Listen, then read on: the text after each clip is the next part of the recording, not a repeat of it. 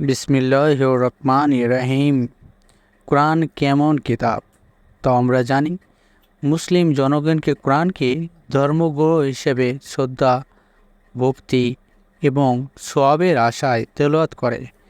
কোরআনকে বলা হয়েছে তারা তা জানে ও বোঝে দরকার মনে করে না, অথচ আল্লাহ কোরআনকে মানবজাতি হিসেবের জন্য পাঠিয়েছেন এই বলে ঘোষণা করেছেন।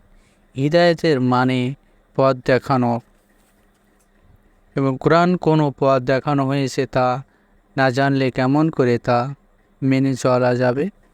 দুনিয়ায় জীবন যেভাবে চলবে, সুখ শান্তি পাওয়া যাবে এবং আখিরাতেও সফল হওয়া যাবে, সেই হিদায়াতের কোরআনে আছে।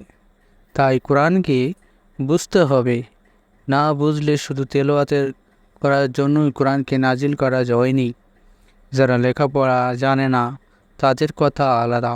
যারা কোনো রকম তেলাওয়াত করতে প্রতিটি অক্ষরের জন্য 10টি নেকি পাবে বলে হাদিসে আছে, কিন্তু তারা দুনিয়ায় সামান্য জীবনের সুখের জন্য 15-20 বছর বিদেশি ভাষা শেখে। কোরআন বোঝার চেষ্টা কি তাদের কর্তব্য নয়?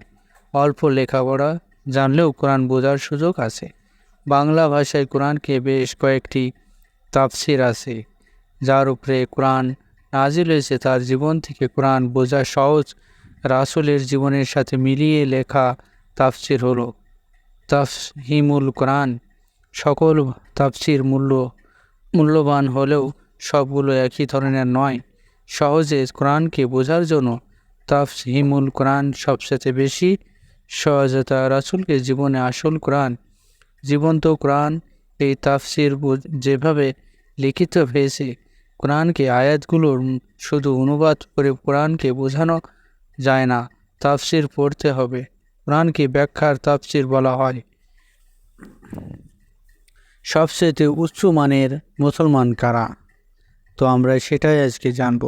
আল্লাহ তাআলা রাসূলকে সার্টিফিকেট অনুযায়ী সাহাবায়ে-কেরাম সবচাইতে উঁচু মানের মুসলমান। তারা সরাসরি রাসূল সাল্লাল্লাহু আলাইহি সাল্লামের ট্রেনিং পেয়েছে, তাই তাদের জীবনী থেকেই সবচেয়ে বেশি শেখা আছে। তাদের মধ্যে প্রথম 4 খলিফা হযরত আবু বকর রাদিয়াল্লাহু তাআলা, হযরত ওমর রাদিয়াল্লাহু তাআলা, হযরত উসমান রাদিয়াল্লাহু তাআলা, হযরত আলী রাদিয়াল্লাহু তাআলা, এদের চেয়ে সেরা আর 4 জন জীবনে বেশি করে জানা দরকার। সাহাবীগণ সবচেয়ে বেশি মর্যাদার কারণ নয়, পরবর্তীর মধ্যে যারা ঈমান, ইলম বা আমলের দিক দিয়ে তাদেরকে যত কাছাকাছি তারা ততই শ্রদ্ধাপাত্র। উন্নত মুসলিম হিসেবে মর্যাদার দিক দিয়েও সাহাবায়ে-কেরামের কাছ থেকে তারা দ্বীন শিখেছে, তাদের গণ্য করতে হবে।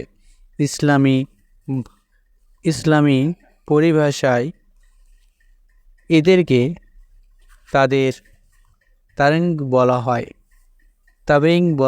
এদেরকে তাবেঈন বলা হয় যারা তাবেঈনগণের কাছ থেকে দ্বীন শিখেছে, তাদেরকে তাদের তাবেঈন বলা হয়।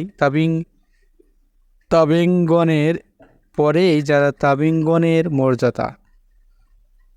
দ্বীনদারি ও দুনিয়াদারির মধ্যে পার্থক্য কি? অবশ্যই জানা দরকার। সাধারণ মনে করে যে নামাজ, রোজা, তাফসীর, তেলাওয়াত, জিকির, আজকার, তাহাজ্জুদ ইত্যাদি হলো দ্বীনদারি কাজ, আর আয় রোজগার করা, বিয়ে শাদী করা, খাওয়া দাওয়া ইত্যাদি দুনিয়াদারি কাজ। এই ধারণা ভুল, কারণ রাসূল সাল্লাল্লাহু আলাইহি সাল্লাম যা কিছুই করেছেন সবই দ্বীনদারি, সব কিছুই নবীর হিসেবে করেছেন। তিনি দেশ শাসন করেছেন, বিয়ে শাদী করেছেন, যুদ্ধ করেছেন, সবই দ্বীনদারি এবং দুনিয়াদারির মধ্যে পার্থক্য বুঝতে হবে। আল্লাহর হুকুম ও রাসূলের তরিকা মতোই যা করা হয় সবই দ্বীনদারি। আর যদি লোক দেখানোর জন্য নামাজ পড়া হয়, সুনামের উদ্দেশ্যে জাকাত দেওয়া হয়, নিজের নামে হাজি লেখার জন্য হজ করা হয়, তাহলে এগুলা দুনিয়াদারি। সব কাজই দ্বীনদারি হতে পারে বা দুনিয়াদারিও হতে পারে। রাসূল সাল্লাল্লাহু আলাইহি সাল্লাম বলেন, যে ঈশার নামাজ জামাতের সাথে আদায় করে ঘুমিয়ে পড়ল, আবার ফজরের নামাজ জামাতে শরীক হলো, তার ঘুমের সব ইবাদত গণ্য হবে। বোঝা গেল রাসূল তরিকা মতোই ঘুমালেও ঘুমটা যেন দিনদারিতে পরিণত হয়।